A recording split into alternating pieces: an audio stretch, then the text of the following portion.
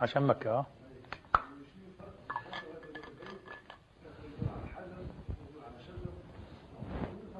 أقول لك الفرق، فروق كثيرة. باش أنا أجاوب، بدي أجاوب أنتم. فروق كثيرة. شوف، أول شيء، مين يقول لي إيش الفرق بين هندوسي أو وثني باغانيست، أي وثن يعني يعبد الله من خلال صنم، مع تأكيده، انتبهوا، الوثني بأكد، الهندوسي هذا يقول لك إياك الظن أنني أعبد هذا الصنم، أنا لا أعبده، أنا أعبد الإله الواحد الملوش ثاني. بس هذه مظاهر وصور لتجلياته عشان أركز. بس المعبود شيء آخر. وقلنا اليوم إيش بقول؟ إيش كاهن القرية اغفر لي 3 خطايا ناجمة عن حدود البشرية. شفت عندهم هيك فلسفة. كويس. طيب إذا كان هو هيك، ما أنت نفس الشيء. قال لك بتروح على الحجر هذا، وحجر بس بشكل إيش مكعب، وبتطوب بيه وبترفع ايديك وتدعو وتبتهل امام الحجر هذا لله. هو بيعمل نفس الشيء، بس الحجر تبعه مشكل بشكل صورة يعني، وهذه من صورة إله. هو مش صورة الله، الله ما له صورة. هم بيقول لك نحن نعبدك عبر هذه الصور، ولا صورة لك ولا جسم ولا رسم، فاغفر لنا. شفت؟ يقول نفس الشيء. ايش الفرق؟ تفضل يا باشمهندس. سؤال جيد، صح ولا لا؟ عشان انا بحب اختبار دائما قناعاتنا وما عندنا عبر طرح هذه الأسئلة. ما تظن كل شيء مسلم وعندك الجواب. اطرح وأورجيك كيف. أيوه، طرح لك سؤال.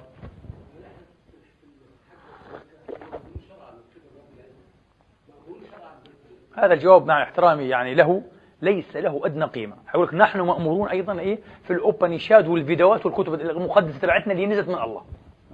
هذا عمر ما يكون جواب، مستحيل، لأنه مش هذا هو السؤال.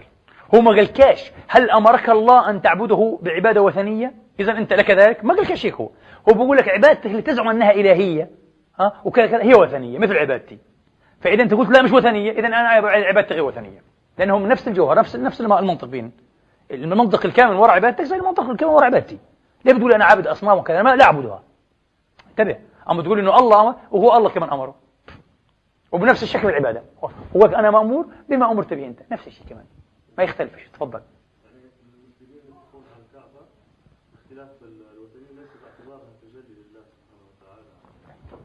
لماذا تطوف؟ لو أنت تطوف لله، لماذا لا تطوف في كل مكان وفي أي بقعة؟ لماذا حول هذه البنية بالذات الأحجار؟ وهو نفس الشيء. هو رمز. طبعا هو خليس. هذه رموز، ليس الله هذا، ولا شكل الله، ولا صورة الله، ولا جسم الله. الله ملوش لا شكل ولا صورة ولا جسم. رمز لك هذا. هذا مش فرق كمان. تفضل. مع السؤال مش سهل طلع هذا. تفضل. ايش اعتقد؟ لا، احنا بنقول هيك. هو قال هيك قبل شوي، قاعد إلا 3 ساعات بننجر حديث انها هلكنا، انا بخت راسي انت الله يسامحك. وهم بيقول لك انه هذا اله واحد ملوش شريك وملوش اسم ولا رسم ولا جسم ولا تحد حدود. هذه رموز لتجلياته كمان، مش له تجليات ورموز إلها فقط عشان نركز. قال لك بس عشان نركز من هيك، بس مش آلة هي. وهم عارفين نصنعها بأيدينا، ممكن بعدين تخرب نرميها، ما فيش بنجيب غيرها عادي. تخيل. نفس المنطق زي الكعبة، تنحرق كذا بنجيبها مش هي. ايش الفرق معناها؟ إذا تعدون هذه وثنية فأنتم وثنيون، وإلا تراجعوا عن وصمنا بالوثنية، فلسنا وثنيين، نحن موحدون مثلكم. ليست عبادتنا الوحيدة يا شيخ. وهي ليست عبادة وحيدة. انت اليوم شفتهم ممكن يصل إلى الله في المكتب تبعه البيرو. يوغا العمل، هذه الكارما يوغا. عندهم 50,000 نوع من العبادة. من عباداتهم قراءة الفيدا والأوبنيشاد، قراءة القرآن. عندهم عبادات بالهبل، والصدقات والإحسان وخدمة الناس، كله نفس الشيء. لا، مش هذا الجواب، ما لهاش علاقة. عجيب للدرجة هذه. صعب السؤال هذا. وين يا إبراهيم؟ إيش في شيء عندك؟ تفضل. عفوا. يعني لو كان الصنم تبعهم هم آمنوا الصنم الأكبر تحت بيت إله، يعني بنفع، يعني خلاص بصير خلاص مش وثنية هذه. هذا منطق. لو كان هذا الصنم هم هيقول لك على فكرة، وأكثر الأديان بتقول لك إنه بقعتنا وموطن آلهتنا وتجديدنا مقدسة. طبعا كل الأديان بتقول لك. شفت بروح المسيح زي المهبول على بيت المقدس، وين طريق الآلام، وين مش عارف كاس القيامة، مقدسات. كل الناس هيك. صح ولا؟ مش هذا هو الجواب.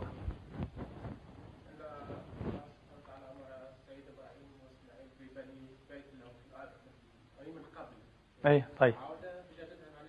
طيب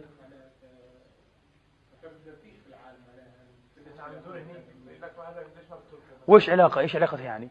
يعني الحين إذا وجدنا إيه ويوجد من هذه مئات مئات الأديان، كل واحد مثلا يعبد إلها أو صنما ما فيش له ثاني، إله متميز، بيكون حق عن هذا إذا ما فيش له ثاني. يعني مين يعبد المسيح في الأرض كلها؟ فقط المسيحيون. المسيح حق صار معناها أنه بس ما فيش زيه مثلا. من يعبد المسيح إلا المسيحيون؟ فكروا بمنطق يا جماعة، مش هيك. ما تجيب أجوبة زي هذه. مع احترامنا للشيء هذا، بدنا الاجتهاد إحنا، بس فكر.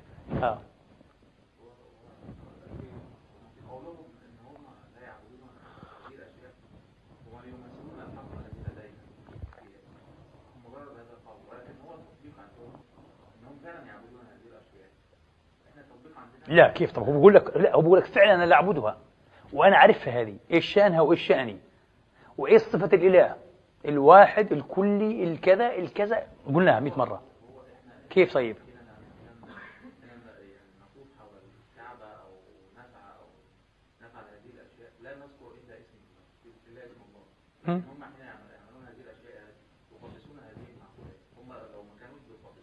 ما عفوا جميل هذا. شوف هذا يعني أحسن الأجوبة لحد الآن، لكن في قوسين: ما معنى التقديس وما حدوده؟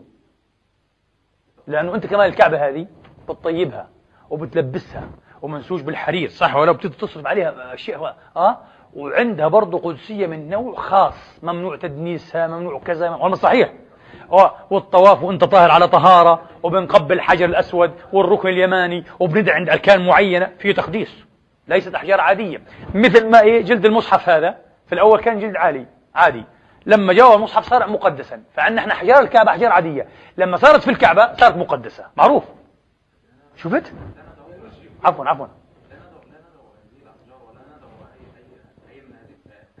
ايه شفت؟ يعني هذا الكلام أخونا إبراهيم هذا أفضل كلام لحد الآن. أول شيء واضح وبسيط لسه، بس في شيء أعمق منه. إيش هو؟ هذول الناس لما قلت لكم المرة هذيك أنا بيعبدوا إيش؟ إلها واحدا، بنحل آلهة كثير جدا، 340 مليون إله، بس بترجع في الحقيقة إلى 3: لبراهما وشيفا وفشنو. وبتوجهوا أكثر شيء لمين في العبادة؟ لا لفشنو. نسيتوا؟ بتنسوا كثير انتوا. مين فشنو؟ الإله الحافظ المحيي اللطيف المتجلي. براهما الخالق، وهذا كبيرهم. طب ليش مش براهما؟ قال لك لا، هذا خلق وخلص، وهو الحين مشغول بتأمل نفسه، نايم على ودنه هيك بتأمل في حاله، قاعد ويتجلي مهيص على حاله، ما بدوش، مش محتاجنا. والخبيث هذاك الشيف هذاك أبو 8 أذرع، هذا همه، هذا مدمر، هذاك بدمر بيجيب الحروب والطوفانات وده، الله يكفينا شره. لك ما بدناش إياه. أحسن شيء إحنا إيش؟ نعبد مين؟ فشنو، الإله الابن هذا على فكرة عندهم، زي الابن عند المسيحيين، الابن سموه الإله الابن هذا، لأنه الحافظ هذا اللي ذلل نفسه وصار أرض، أعشبت وأنبتت ومشى عليها الحيوان، ورفع نفسه وصار غيم، أمطر عليها المطر، هو نفسه هذا فشنو الحافظ. كلام إبراهيم أجود كلام لحد الآن قيل، ومش هو النهاية. هذول يا جماعة صح، هم بدعوا أن يعبدوا الإله الواحد خلف كل هذه الصور والتماثيل والمظاهر والتجليات. لكن للأسف حين يدعون هذه الآلهة بأسمائها. سرساتي مثلا بدعوها باسمها، وعمل أصنام، يقول لك هذا صنم سرساتي، تخيل، مش صنم الإله كلي، لا هذا لسرساتي، وتدعى هي ويستغاث بها ويقرب لها القرابين والنذور لسرساتي.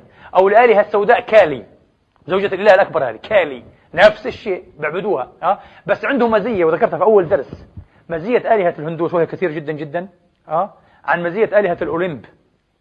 وهي مش آلهة الأولمب، آلهة اليونان، خلينا نقول، لأنه آلهة اليونان عموما هي قسمان صح؟ اللي هي آلهة الأولمب التيتانيين، هذولا التيتانيون. والآلهة أتباع مين؟ أتباع زيوس أو جوبيتر، يعني هذول أتباع ساتورن أو كرونوس، وهذول أتباع جوبيتر أو زيوس باللاتين وبالإغريقي طبعا. فهذه الآلهة متنازعة متشاكسة، كلها ضد بعضها وحروب وأشياء. أقبح الميثولوجيا في نظري اليونانية من أسخف ما يكون. الآلهة الهندية لا، متآلفة، تعبد شيفا مثلا إذا بدك، لا يعبد كثيرا، في محراب إيش فشنو، تصلي لسرساتي عند كالي، تصلي لكالي عند عند فشنو، عادي بزعلوش. وبروح كده بروح يوم عيد كالي بيجي واحد بقعد يتعبد لسرساتي، مسموح لك عادي، بزعلوش الآلهة، متحابين، لأنهم لسه أقرب إلى فكرة التوحيد فعلا من الإغريق، هذول الأغبياء أقرب سبحان الله. وعشان هيك شوف سبحان الله، لما دخل الإسلام الهند اعتنقوا الإسلام بشكل غير طبيعي. اليونان شوف 400 سنة فيها العثمانيين، ولا واحد يوناني أسلم، ولا واحد. هتقول لا، في سالونيكي هذه جنب فيزيرا أسلموا فيها ناس أتراك الأصل، هذولا أنا زرتها، أتراك الأصل معروف. ولا واحد 400 سنة، ولا واحد قال لك، لم تسجل إحصائية ولا واحد أسلم. يا أخي شيء يجنن. ناس عندهم وثنية عريقة اليونان، من أغبى خلق الله. الهنود لا، سبحان الله، لسه أقرب التوحيد. طيب، فاللي بدي أقوله، عارفين إيش الفرق الحقيقي عاد في الأخير؟ فرق خطير جدا جدا. زي ما قلنا يلح القرآن ويؤكد، وإحنا من ورائه دائما بإذن الله تعالى، اللهم اجعله أمامنا وإمامنا أبدا، دائما وأبدا يلح على أنه في الأخير إيش؟ على التنزيه المطلق، ليس كمثله شيء. التنزيه المطلق بضربة قاصمة يقطع الطريق على الوثنيات والتجسيم وعلى وحدة الوجود. الأديان الهندية كلها وحدوية، بمعنى أنه تسمح لهم الأطر الفلسفية تبعتهم الثيولوجية إيش؟ بإيه؟ برؤية الإلهية في كل شيء والعياذ بالله. فطبعا فليه ما يكونش الصنم هذا إيش؟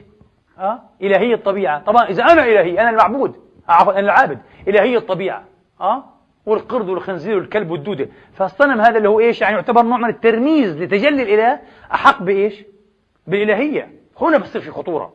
ومن هنا كما لاحظ أبو رحال البيروني قال في الأخير سمجت آراء العامة فيهم وانحطت إلى أقوال وثنية من أقبح ما يكون. جاب لها أمثال، طبعا صاروا وثنية حقيقية، ما تقوليش مش وثنيين، وثنيون حقيقيون، صاروا مشركون والعياذ بالله.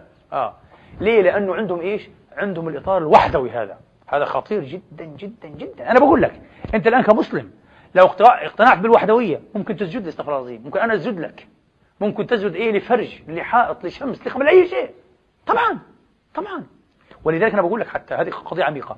القرآن لما يقيم الأدلة على هذه المسائل غير مسبوق وغير ملحوق، وإحنا مش على قده. على فكرة أنا بقول لك علماءنا والله مش على قده. وأعطيكم مثال طولنا، خلينا أختم وأروح، اللي هو مثلا إيش؟ آية الأنعام.